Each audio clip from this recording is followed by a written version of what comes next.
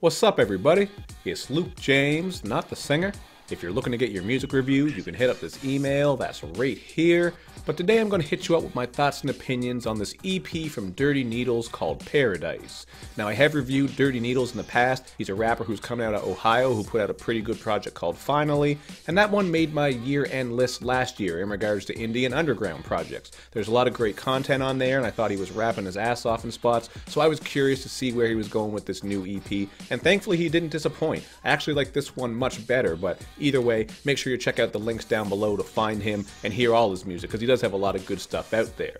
One of the things that sticks out about this one right from the jump is the production from Kollectiv, who did all the beats on here. I think they absolutely killed it. The first three beats in particular, Paradise, Afterthought, and Quake, are very dreamy and whimsical with heavy drums, and in a sense they kind of remind me of that New Jobby style. They're just very light and breezy with hard percussion, so they really do vibe nicely, and he does kill it over top of these beats, man. I thought Dirty Needles sounded right at home.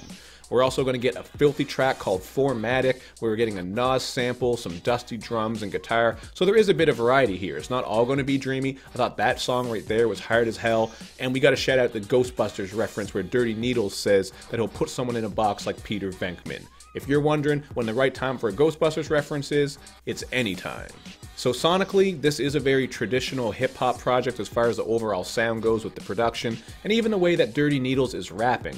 I think he has a very fun, charismatic cadence. Just when you listen to him, it sounds like he's having fun in the booth, so it makes you have fun right along with him. And he is bringing some nice flows and plenty of clever lines as well. There's no way I'm going to be able to run them all down because you're going to hear them all over this project, but I did take some down just to give you an example of what I'm saying. So on the song Paradise, he actually shouts out where I'm from when he spits that his heart is colder than Nova Scotia in October, and I can confirm that it does start to get cold in Nova Scotia in October, so that was accurate. He knows what he's talking about there. And he has more clever wordplay on this track when he spits, "Rap is the ignition and I'm trying to stick the keys in, a legend in the making, trying to jump on Chrissy Teigen." Obviously right there, not jump, actually he says hump on Chrissy Teigen. I fucked up, I'm messing up his bars, but they're his bars. He does them better than me, obviously, because they're fucking his. But what I'm saying is this is a pretty clever line, because obviously he's tying in John Legend, the husband of Chrissy Teigen. Just, you know, there's tons of clever bars throughout this project as you listen through, and he really doesn't waste a lot of lines, which is something I really appreciate about Dirty Needles, man. If you're a fan of punchlines, hard-hitting boom bap beats, and just clever material, you're really going to enjoy this one, and I think you'll have a lot of fun listening through. Now, I will say you're not getting too much in the way of crazy concepts here. The subject matter doesn't get too deep like throughout the entire project, but as he says right from the start on this project, sometimes it's fun just to have rap. You don't always have to go deep, so he knows what he was doing here, and you know, he did have a lot of content on Finally, so he knows what he's getting at. This was just a different project where he really wanted to come through with the bars. In spite of that, you still do get some moments, like on the song Work. This song really just deals with his thoughts as an MC, how he really still values lyricism despite a lot of people not valuing it, and he does speak out against the hipsters and gatekeepers out there who sometimes push for this music that just seems very watered down, generic, and shitty while not praising lyricism and all these things. So a little bit of an old head mentality. You guys know I got that myself, so I do relate to that, although I do like some new sounds as well, and I'm sure Dirty Needles does too. But just speaking from his artistic performance and what he wants to do, he really wants to keep it traditional and with the lyrics, which is what you get on this project, so it's not too surprising to hear him say that. I also got to respect the Sarah J reference on this track, because what he says is his bars are going over people's heads like her legs when she's getting pounded in bed. Now, I myself have never been a big Sarah J fan. I just think in the face she's kind of busted up, even though I know she's nasty as hell. And once I saw someone say that she looks like Triple H, I ain't looked at her the same since, because she kind of does. She kind of looks like the Game.